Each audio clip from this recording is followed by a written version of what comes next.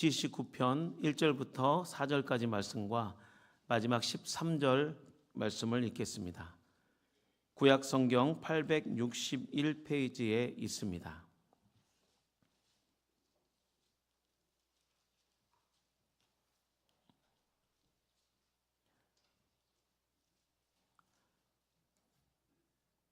다 찾으신 줄 알고 함께 하나님의 말씀을 교독하겠습니다. 하나님이여, 이방 나라들이 주의 기업의 땅에 들어와서 주의 성전을 더럽히고 예루살렘이 돌무더기가 되게 하였나이다.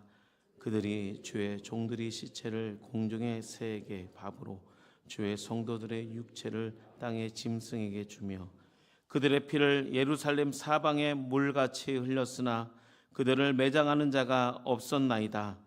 우리는 우리 이웃에게 비방거리가 되며 우리를 애워싼 자에게 조소와 조롱거리가 되었나이다. 함께 읽겠습니다. 우리는 주의 백성이요 주의 목장의 양이니 우리는 영원히 주께 감사하며 주의 영예를 대대에 전하리이다. 아멘.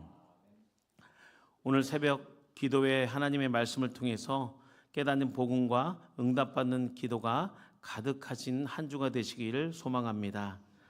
이 시간은 폐허된 현실 속에서 성도의 자세라는 그 기도의 제목으로 말씀을 증거하겠습니다.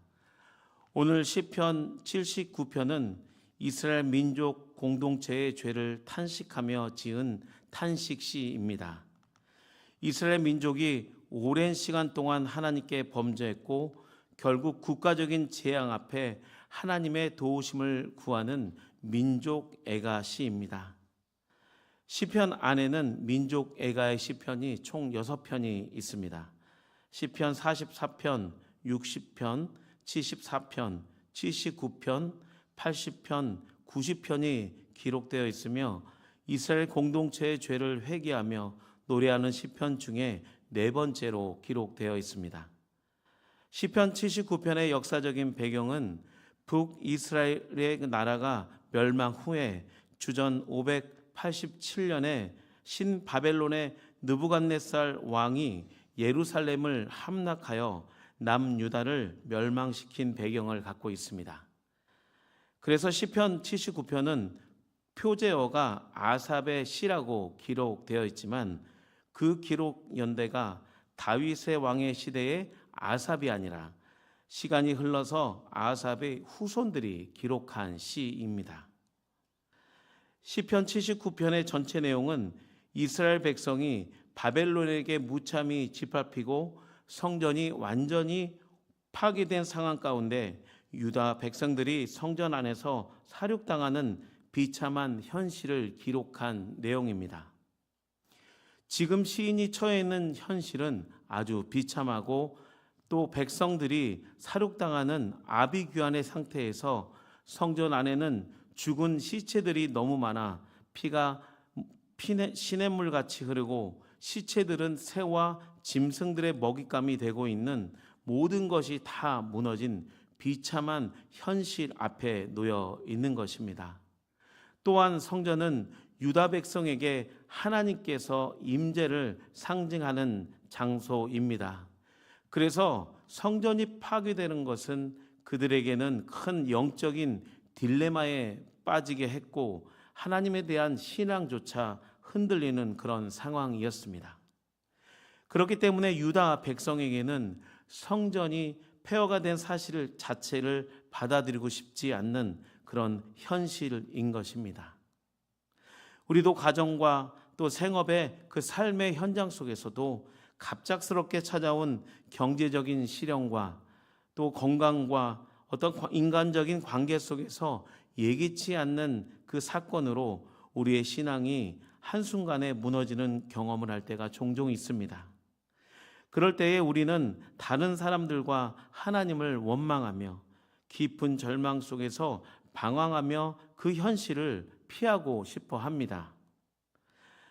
그러나 오늘 시인은 성전을 잃어버리고 모든 삶의 터전이 폐허가 된 상황 속에서도 다시 한번 믿음으로 일어납니다. 폐허가 된 현실 속에서 성도의 자세는 과연 무엇일까요? 오늘 시편 79편을 통해 두 가지 영적인 지혜를 배울 수 있습니다. 첫째는 현실을 직시하며 하나님께 있는 그대로를 고백하는 것입니다. 1절부터 4절까지 다시 한번 함께 합독하겠습니다. 하나님이여, 이방 나라들이 주의 기업의 땅에 들어와서 주의 성전을 더럽히고 예루살렘이 물무더기가 되게 하였나이다. 그들이 주의 종들의 시체를 공중의 새에게 밥으로 주의 성도들의 육체를 땅의 짐승에게 주며 그들의 피를 예루살렘 사방에 물같이 흘렸으나 그들을 매장하는 자가 없었나이다. 우리는 우리 이웃에게 비방거리가 되며 우리를 에워싼 자에게 조소와 조롱거리가 되었나이다. 아멘. 1절부터 4절까지는 바벨론 느부갓네살 왕의 군대가 무참히 이 예루살렘 성전을 짓밟고 또 성도들을 죽이는 이 현실을 낱낱이 하나님께 밝히며 하나님 앞에서 탄식하며 기도하고 있는 것입니다. 시인의 탄식의 그 내용은 5가지로 정리할 수 있습니다. 첫째는 1절에 이방 민족들이 성전을 더럽혔다고 고백합니다. 이스라엘 역사에서 많은 침략한 자들이 성전을 여러 가지 방법으로 조롱했습니다. 특히 마카비아 시대는 이방 민족들이 성전에서 돼지로 제사드리며 유다 백성에게 수치를 안겨 주었습니다. 둘째, 1절 후반절에 보시면 예루살렘이 돌무더기가 되었다라고 성전의 파괴를 고백합니다. 셋째는 2절에 주의 종들은 공중의 새들의 밥이 되고 주의 성도들은 짐승들의 밥이 되었다고 고백합니다. 이 고백은 수많은 사람들이 죽었지만 그 시체들을 장례할 수 있는 사람이 없어서 굶주린 새들과 짐승들에게 밥이 되었고 그 어려운 그 시체가 남부에 있는 그 상황을 묘사한 것입니다. 또 네 번째로는 3절을 보시면 죽은 시체의 피가 물같이 흘렀다라고 표현되어 있습니다. 그뿐만 아니라 마지막 5번째를 보시면 4절에 기록되어 있습니다. 그 소문이 이방 민족들에게 퍼져서 조롱거리가 되었다라고 되어 있습니다. 예루살렘 성전은 하나님께서 임재하시는 거룩한 땅이 아니라 부정한 땅이 된 그 현실을 직시하며 시인은 적나라하게 하나님께 있는 그대로를 고백하며 탄식합니다. 성도에게 어려운 고난이 찾아올 때 우리가 가장 먼저 해야 할 것은 현실을 바로 직시하는 것입니다. 갑자기 삶의 어려움이 찾아올 때에 우리는 현실을 바로 직시하지 못하고 개인의 감정에 치우치거나 이성을 잃고 즉흥적으로 분노하며 혈기를 내기도 합니다. 이런 대처는 상황을 더 꼬이게 만들고 어렵게 쌓아놓은 그런 일들을 한순간에 허물어 버리는 결과를 낳고 말고 결과를 낳습니다. 성도는 삶의 위기 앞에서 현실을 직시하고 하나님께 그 상황을 있는 그대로 하나님께 아뢰며 기도할 때만이 하나님께서 우리의 상황을 해결하실 줄 믿습니다.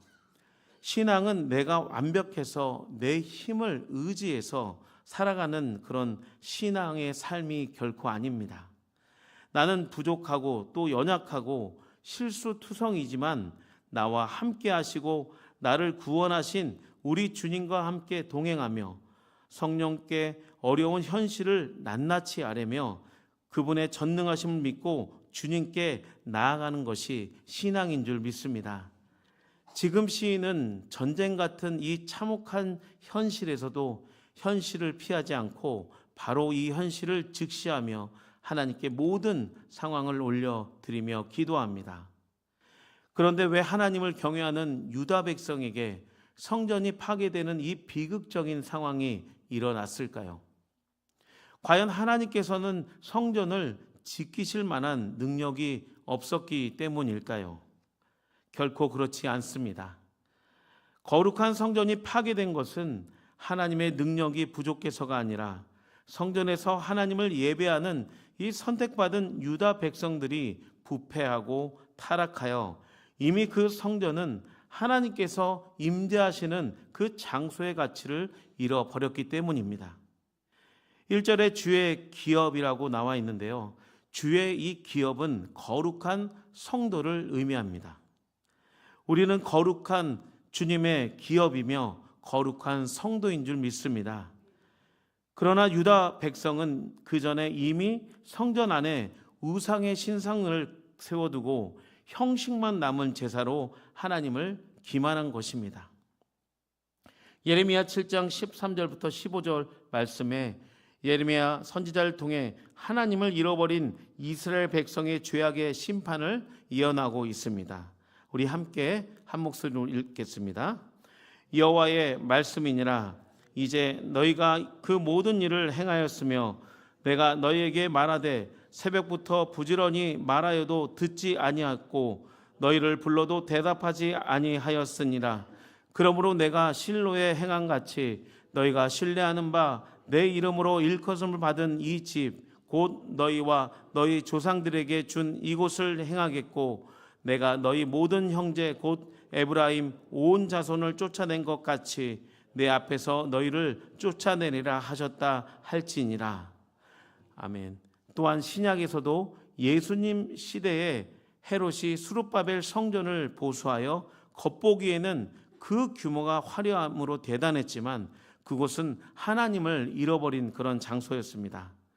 헤롯 성전은 유대 종교 지도자들과 백성들의 부패와 타락으로 인해서 강도의 도굴로 변한 지 오래됐고 하나님의 거룩한 임재로 구별되어야 할 그 성전이 가장 더럽고 냄새나는 강도의 도굴로 그 장소로 전락한 것입니다.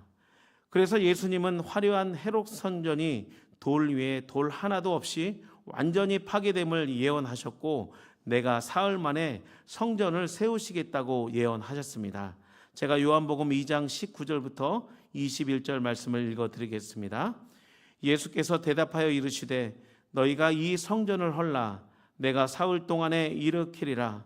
유대인들이 이르되 이 성전은 46년 동안 지었거늘 내가 3일 동안 일으키겠느냐 하더라. 그러나 예수는 성전된 자가 육체를 가리켜 말씀하는 것이니라. 아멘. 여러분, 진정한 성전은 무엇입니까? 바로 예수 그리스도를 말하는 것입니다.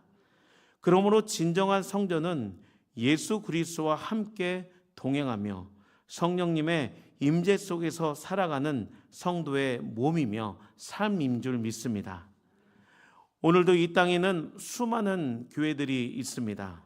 그러나 진정한 교회는 그 규모나 화려함이 아니라 교회 안에 그 거룩한 예배자의 존재에 대해서 결정되는 것인 줄 믿습니다. 아무리 초라한 교회라고 할지라도 성령 안에서 영과 진리로 하나님을 예배하는 성도들이 모일 때에 하나님의 영광과 하나님의 임재가 일어나며 하늘의 참된 기쁨과 성령의 역사가 충만히 일어납니다. 그렇기 때문에 고린도 전서 3장 16절에는 우리 자신을 가리켜 하나님의 성전이라고 말씀합니다.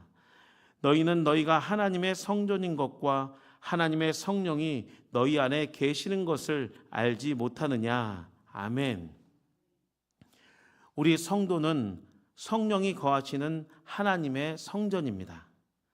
그러므로 성도가 속한 곳에서 주님을 신뢰하며 가정과 공동체를 위하여 기도할 때에 하나님께서 우리와 함께하여 주시고 우리를 눈동자같이 지키심을 믿습니다. 폐허된 현실 속에서 성도의 자세는 마지막으로 두 번째, 하나님을 신뢰하며 찬양하는 것입니다. 함께 시편 79편 13절 말씀을 합독하겠습니다. 우리는 주의 백성이요 주의 목장의 양이니 우리는 영원히 주께 감사하며 주의 영예를 대대에 전하리이다. 아멘. 우리는 왕같은 제사장이요 주님의 거룩한 자녀요 백성입니다. 시인이 폐허 같은 현실 속에서 믿음으로 살 수 있는 것은 하나님을 끝까지 신뢰하며 찬양하는 삶이었습니다. 신앙의 힘은 고난이 찾아올 때에 현실을 직시하고 모든 상황을 있는 그대로 주님께 올려드리며 간절히 간구하며 찬양할 때에 우리를 넘어뜨리는 많은 문제들이 하나님 섭리 안에서 풀어지고 해결될 줄 믿습니다. 하나님께서 허락하신 한 주의 삶도 감사하시며 어떠한 고난 속에서도 하나님을 신뢰하시고 찬양하는 복된 성도의 삶을 사시는 한 주간의 축복된 삶을 살아가시기를 예수님의 이름으로 축복합니다. 함께 기도하겠습니다. 오늘도 시편 79편의 말씀을 통해서 우리에게 말씀하여 주심이 감사를 드립니다.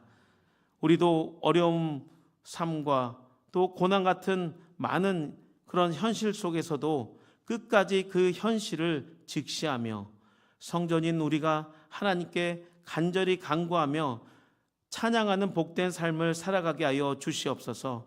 주님, 우리가 항상 깨어서 우리의 가정과 교회와 이 나라를 위하여 기도하는 복된 성도가 되게 하여 주시옵소서. 이 시간 1000번째 예물을 드린 성도가 있습니다.